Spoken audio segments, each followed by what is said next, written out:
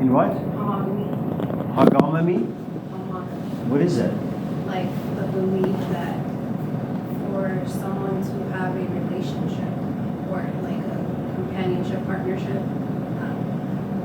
throughout their life, there has to be a set of things that these two people have in common. So whether it be religion, where they're from, what they believe in, morals, values, I mean like a whole list of things that these two people have to match up on in order for there to be longevity.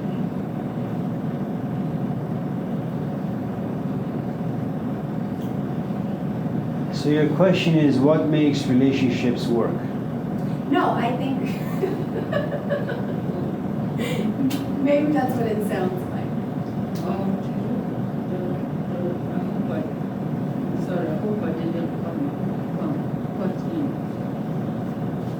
Is it like what qualities can people? Is it something that's is it an important part of partnership? Or how much the two people have in common? If anything at all.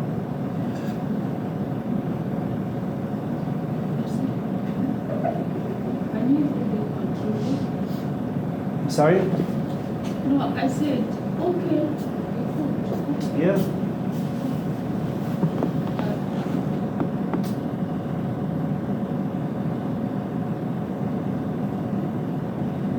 Well, let's put that question within the context of Toby's question.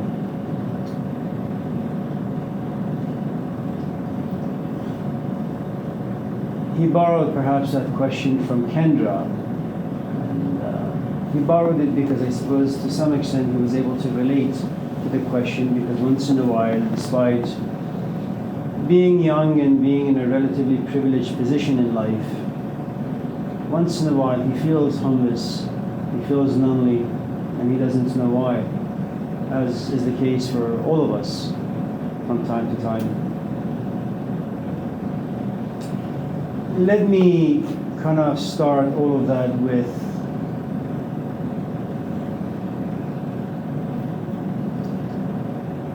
a story given to us by a Greek thinker, poet, playwright.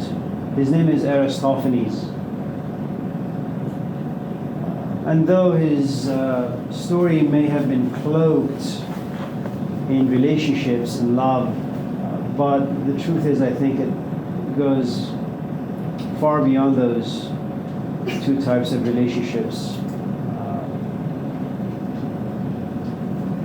He argues that when... Are you okay? Are you sick? No, it's allergies. Yes.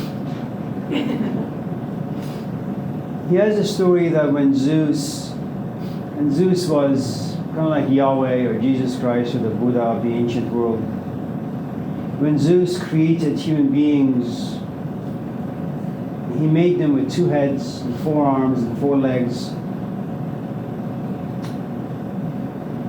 And one part was feminine, the other part was masculine.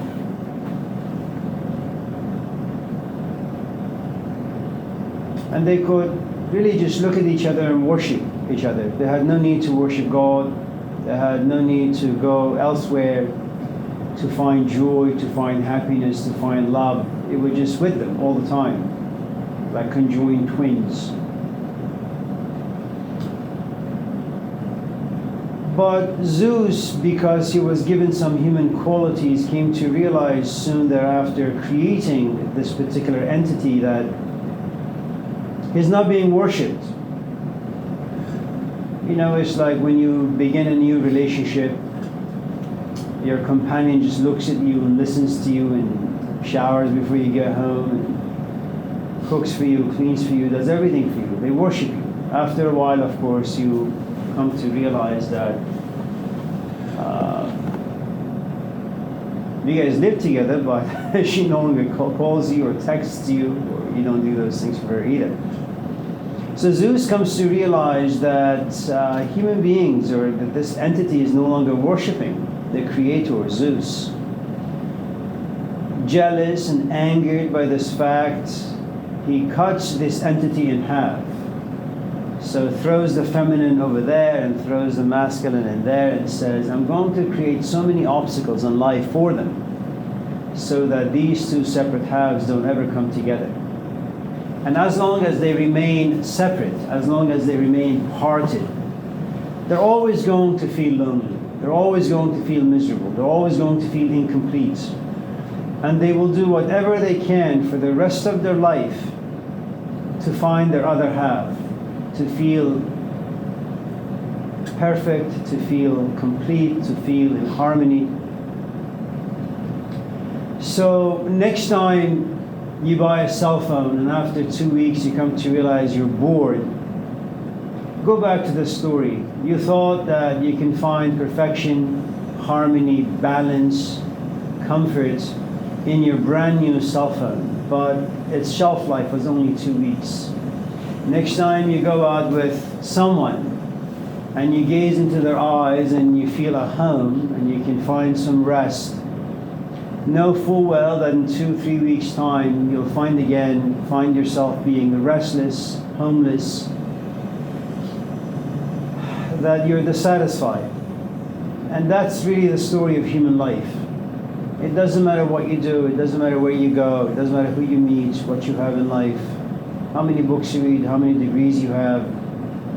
We are born to be restless. We are born to feel many moments in life upon reflection that you have really no companions. You have no one who is willing to journey through life with you, understand you, listen to you. And I don't know if it's a blessing or a curse, but it's really what we talked about on Tuesday, which is our parents really never sit us down to tell us that life is going to be this kind of lonely and miserable experience and a journey. So you go out through life with this mirage. The Hindus call it samsara, really, that you keep pursuing things in hopes of finding rest, only to realize that it's been a distraction all along.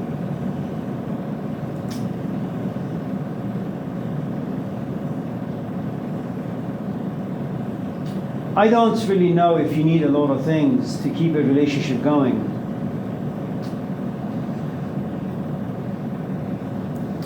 That certainly wasn't the case for our parents or grandparents or generations before them, but it is certainly true for us, because we enter our relationships with a good amount of poverties, and it may be because we are privileged, because we have too many things. Consider long time ago that you didn't really have the option or the privilege of contemplating divorce. Once you get married, you stay married, regardless of how bad, how abusive, how unattractive the relationship was. You stay in it. Society, religion, your parents did not really give you the option of walking away from the relationship. And that creates a poverty, because intellectually, perhaps emotionally, you keep thinking about, I don't want to stay in this relationship. But you find yourself in this prison system where, should you get out, you'll be categorized as a whore, unworthy of being a member of society. You'll be an outcast. As a mother, you would never leave the relationship with your children. They would stay with your husband. And so you were forced to be in a relationship. And you would make it work the best you could, even if that meant that you would stay forever silent in your relationship. You would never complain.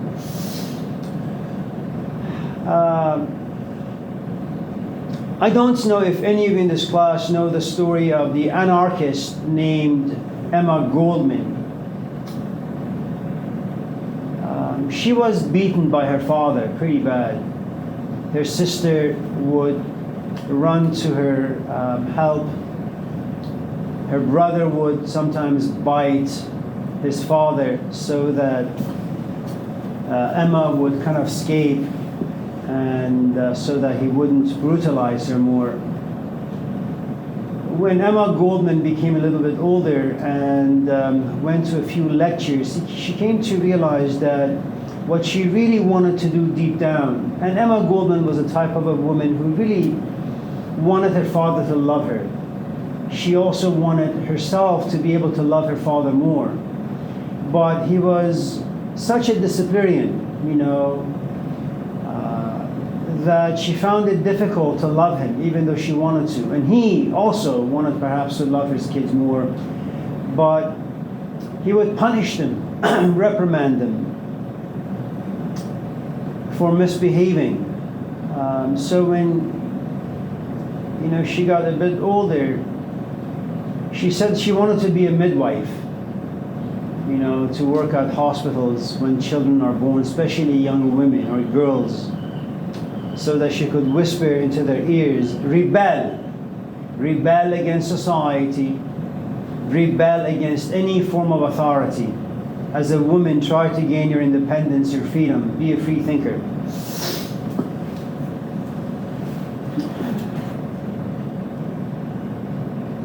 There was a time, Paula, where you and I believed in God.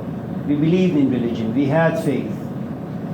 Religion for us was not an imagination of our intellects. It was not a wishful fantasy, as Freud would say. You actually believed that when you get married, the invisible hands of God, they're involved. It is God Himself who arranges this marriage. Because the thing is, nothing accidental takes place down here. If you're married to Joe, there is a reason for it. If you're born in poverty, there's a reason for it. If you're born in privilege, there's a reason for it. Nothing happens haphazard, accidentally. So there's always a reason. Like the book of Job, if your life suffers a great number of misfortunes, it's not because you've committed sins. It's not because you've done any wrongdoings. God desires these things to happen in your life in hopes that something about you clicks. You wake up, you pay attention so you can learn a lesson. And in learning your lesson, intellectually, spiritually, emotionally, you will evolve, you will grow, you will understand. The story today is very, very, very different. Not just in regards to romantic relationships, in regards to all things. Look, I come to the classroom. My job is more than simply pass on data or information to you guys. My job is now to babysit you, to make sure that if information is going to be given to you, it's going to be given in a way that does not invade your privacy, does not enter your personal life, does not hurt you, does not wound you emotionally. Just in case you get bored, I have to entertain you like a clown.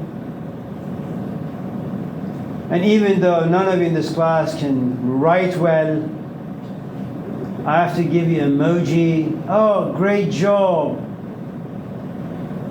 And so as a 60-year-old man, walking in a classroom filled with 20-year-olds, I have to babysit them as if they were two.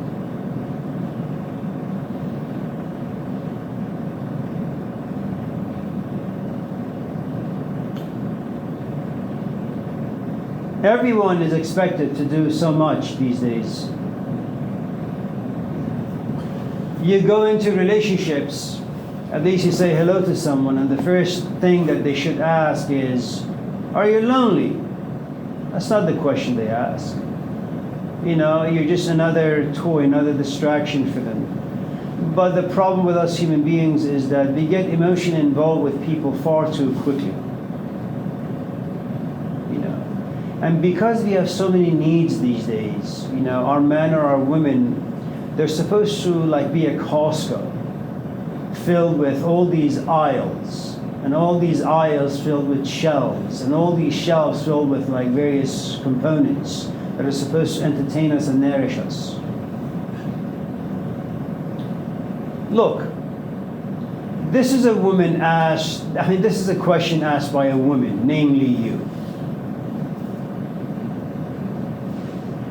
So let me break this down a little bit, and I hope you don't mind. And you and I are friends now. We're basically brother and sisters. So let me unpack this a little bit. And I'll create a story, a narrative, and hopefully it will be wrong in many ways, but maybe not. You're 18. What do 18-year-old young women desire? They want to be attracted. They want attention. They have their own psychological greeds and wants and needs, no? So you go to a party or a coffee shop. A man sitting across the room, let's name him Joe. Joe gives you a look. You like that. Your value goes up. He gives you another look. Your value goes up even more. All of a sudden, he walks so ever gently towards you. You say, wow, look at that guy walking that way. It's great. It's like a lion. So much power and self-confidence. And he's not walking towards Jillian or Joey or Joanne. He's walking towards you.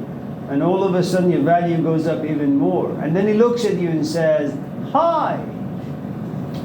Man, you've been given attention for the past 10 minutes. Now you're given real attention. He's actually looking at you and saying hello. You know, you feel a little anxious. Say hello as your voice is a little shaky, not knowing what to say, how to say it. You're very attractive, he says. Oh my God, your value now goes way up. You know, say, oh, thank you, you're very kind, you know, you come from a very humble background.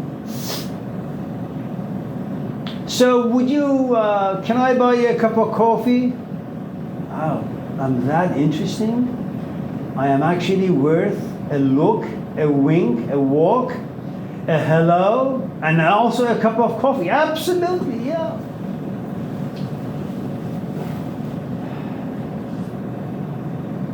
And you know, you want more and more and more from him. And eventually this relationship blossoms. After a couple of days, if not a couple of hours, you find yourself in his house or the back of his pickup. And you guys are sitting there and having wonderful philosophical conversations about the meaning of life, whether or not God exists, justice, what it feels like to be an immigrant, all that. I mean, that's what usually people talk about on their first dates, and their second and third and fourth. And you guys sit together, you know, after a few weeks of being together, talk about potentially marrying one another, having children, you know, all that stuff.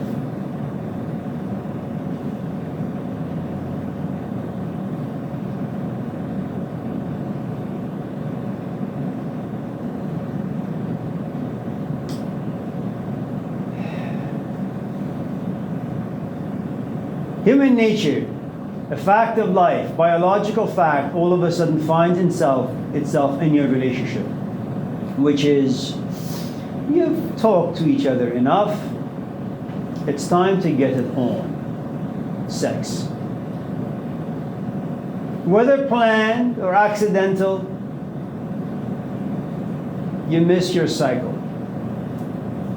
If it's planned, you're somewhat ready. Even though it lives in the world of, you know, fantasy, you have no idea how this is going to impact you. If it's accidental, well, it's a huge puzzle, you know, million pieces that you have to piece together, put together. As a woman, when you experience this thing growing inside you, your relationship with your man begins to change. All of a sudden, he becomes a footnote to your life. The font, his presence, his importance, his significance become smaller and smaller and smaller and smaller to the point that he becomes invisible. All that you want from him is, will he be stable enough, financially secure enough to provide a roof over my head? Will he have enough money to provide diapers? To pay rent on time? Formula. Will the fridge be full?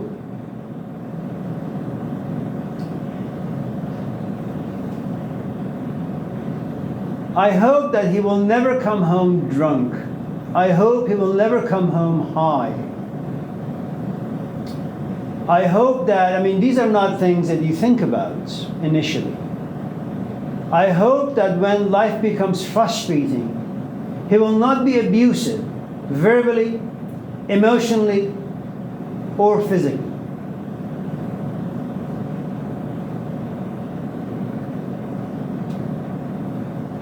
For the first time in your life as a woman, you're willing to self-sacrifice, not for your man, not for a goal, a selfish goal that you may have. You want to sacrifice your life for your child.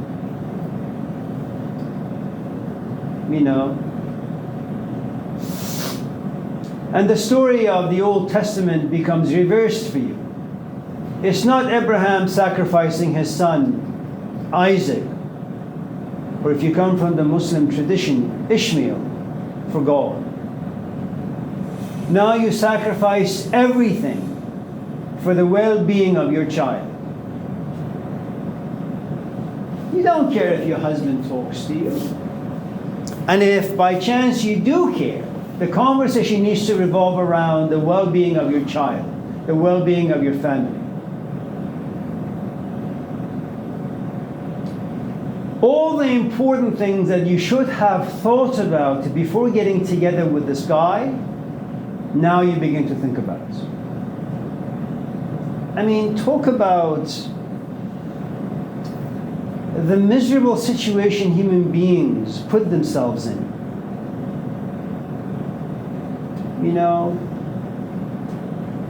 You should have thought about the importance of money before getting together with a guy, but that's not what you do. You should have thought very reflectively, deeply, intensely, seriously about the importance of his history before getting together with this guy or this gal. But no, the tragedy and the condemnation that you and I face as human beings, all of you people in this room, is this. First, we are slaves to our emotions, our passions. Our senses condemn us. First, we find ourselves emotionally attracted to a human being. Then we become consumed by them. God forbid we fall in love with them. Then, when life gets serious, we begin to become reflective. And you become reflective in the presence of pain. That somehow your emotional life is being disrupted. Now, the emotions that used to be positive, all of a sudden, are beginning to become a little shaky now. Positive with some negatives. I still like being around him, but he's changed a little bit. Okay? You thought you were certain that you want to be with him. Now, it's questionable. But what are you going to do? You love him. You're emotionally entangled. You have a history with him.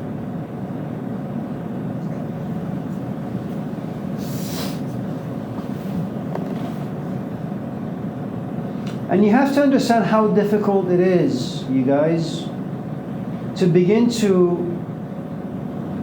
your relationship reflectively as opposed to emotionally. Because to be able to reflect,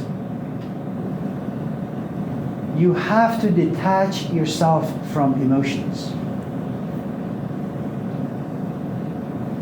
Why do you feel lonely sometimes? Because your senses, your five senses, can't connect to anything out there. You can't create a relationship with anything out there in the physical world. Do you know how devastating that is, Toby?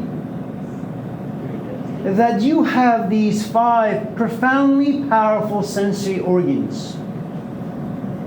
Add to it, you have 20 years of history inside you, man, called memory. You can close your eyes and think about your mom, think about your dad, think about all the good times you have with your friends. Imagine how you'll be at the age of 40, 50. What's going to happen to you when you move to Napa, UC Napa? When you start working, when you start saving your money, when you start buying a house, when you start having a relationship with someone out there. You have this beautiful machinery in your head, your brain, that has the power to take you back in time so you could relish in all the wonderful experiences. It can also propel you into the future, where you can begin to fantasize about how Toby will be in the next 50, 60, 70 years. You know. And when you say, I'm feeling lonely, it means your past can't give you relevance. Your future can't give you relevance. You sit there in the present, in the moment, and you say, what am I going to do?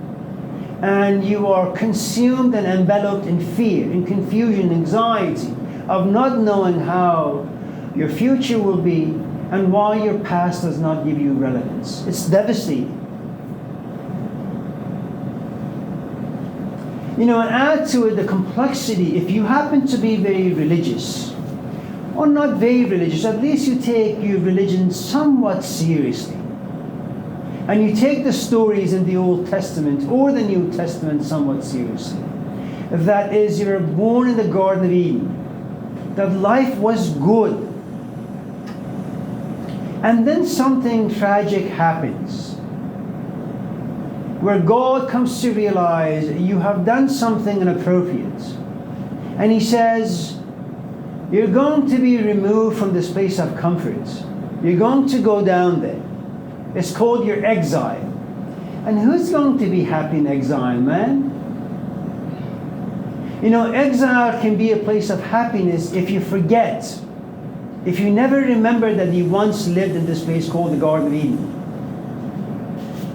If you suffer from forgetfulness, you can be happy. At least for moments. But if there is something inside that says, this is not your home, you're always going to feel alone. Always. When you realize that you were once at home. So the idea of the Garden of Eden, Genesis, is a terrifying story for us. That living down here on earth is a place of homelessness. That you will quest forever, as long as you live, to put a lid on this feeling of loneliness, homelessness, anxiety, confusion, uncertainties. You know, but that's never going to happen. And so Paul's question is really just that. I am in a relationship, in a place called exile. I'm an immigrant. I once lived in my home called the Garden of Eden. A revolution took place like Ukraine, like England, like Afghanistan, like Iran, like certain parts of Africa, where I was forced to migrate. And I migrated to a place called Earth.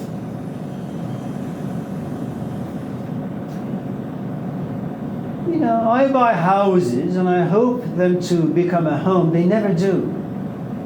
I get into relationships in hopes of finding love, security, comfort. I want to create a home inside this other human being, but that never becomes a home.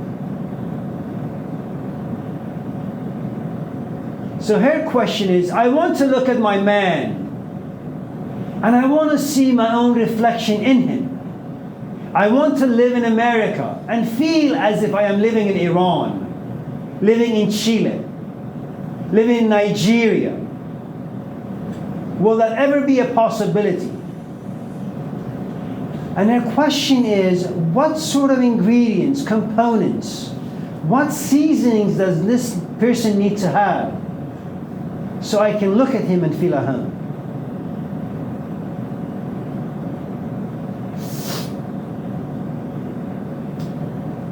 Our parents had the privilege, Paula, of having their roles defined by society. Your mom is a housewife. I don't care about the feminist definition of what it means to be a woman in the 21st century. That's not my concern. Because the 21st century feminists have given us a narrative. It hasn't yet been fully tested. It hasn't lived long enough to be tested by time. All we know is that it's an exotic philosophy, feminist philosophy, that women should be independent. Women should have their own voice. Women should have their own career. I'm not quite sure yet if time has proved that philosophy to be right or wrong, beneficial or hazardous to your health. I just know it's a great philosophy. Okay. What I can tell you is that Plato's allegory of the cave has been tested by time. And what it has shown is the following. Society gives you comfort, gives you freedom, gives you certain moments of liberation, identity, relevance, the status quo, conformity. It gives you meaning, belonging. Should you question that? Mental health, mental illness, emotional upheaval, they all await you. Depression await you. Loneliness await you. And if you don't have the capacity, the intellectual prowess of Malcolm X, you will be devastated.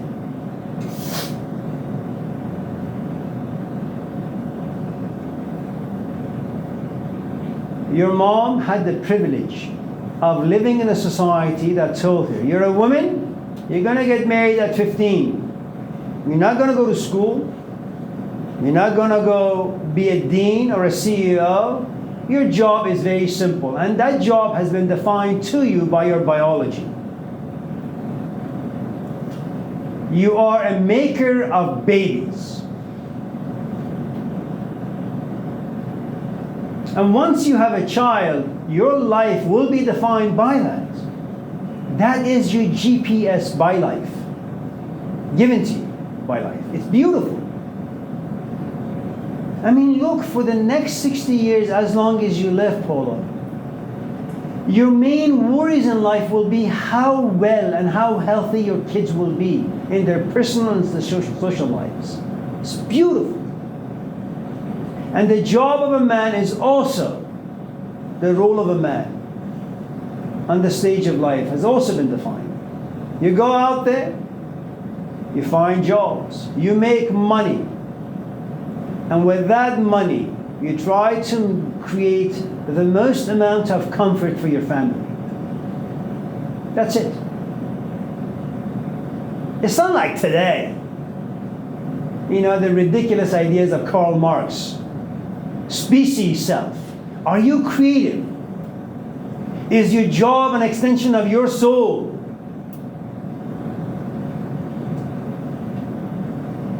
Are you authentic? As Heidegger would say. Or as Sartre would say, are you living in the eyes of other people? Or as that privileged hippie used to say some 2,000 years ago, have you realized the kingdom of God within you? Are you kidding? Relationship is defined in a very, very simple way. You get married, you have a family, you take care of it. That's it. Don't be too ambitious. For what?